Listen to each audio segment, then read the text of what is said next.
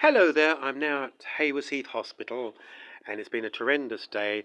Uh, my friend was going to get an operation, but they cancelled it for another couple of weeks. I have now got a gentleman in there. And what's your name, sir? My name's Bob. His name is Bob. What's your experience of Hayward Heath Hospital? You can be honest, swear, do what you like. It was great getting diagnosed, everything like that. Come up to have the operation. Booked in 10 days ago for my operation. Waited up here for 3.5 hours, and then I was told that there were 4 people in front of me, and I might not get the operation done on that day. And whilst waiting, they finally come back to me and said they couldn't do the operation. What time did they come back to you? So from 11:30, they come back to me probably about 3:30 in the afternoon. And how did you feel about that? I was gutted really because I've been waiting 14 months for my operation. And is that normal procedure to wait 14 months? Well, in today's climate, yeah, there's a long waiting list. Also, I've heard from different customers or people coming to hospital. So basically, I was just told I had to accept it. I couldn't argue. It's NHS. They stressed they've got patients to deal with. And shorter staff. Yeah. So that was it.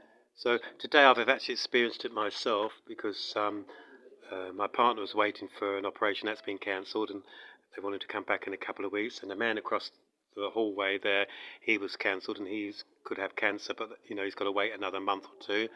Do you think the National Health Service is getting better? I don't think so.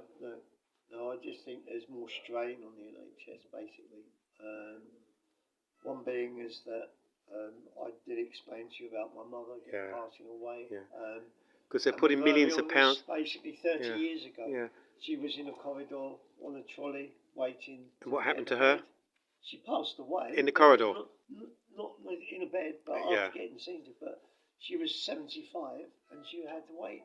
And that was 30 years ago. Well, so nothing's changed. My grandmother in Ghana is 102 now. And we don't have this in Africa, in Ghana at all. And I'm half Ghanaian and half English.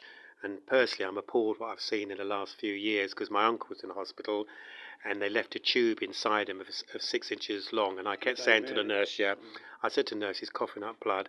And he was an ex-RAF pilot and he wasn't one for moaning and everything else. So after a while I left because the nurse said there's nothing untoward. I was only home an hour, got a phone call, said that he was being rushed down to emergency services for an operation. They left a tube inside him and he was in a coma for 2 days. Through my good care and everything else, he lasted another 6 years, but it did break my heart. And he was 89 when he died. He was a lovely man, but he just gave in. And I think when you get to a certain age, you do give in. Lucky enough, lucky enough, you won't give in because you're strong and everything else. But if you're in your 80s and 90s, a lot of people give in.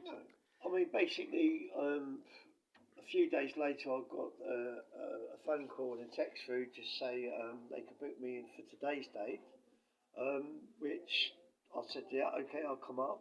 Come in at 7:30 this morning, and then like yourself, you were here waiting. 7 o'clock, yeah. Too.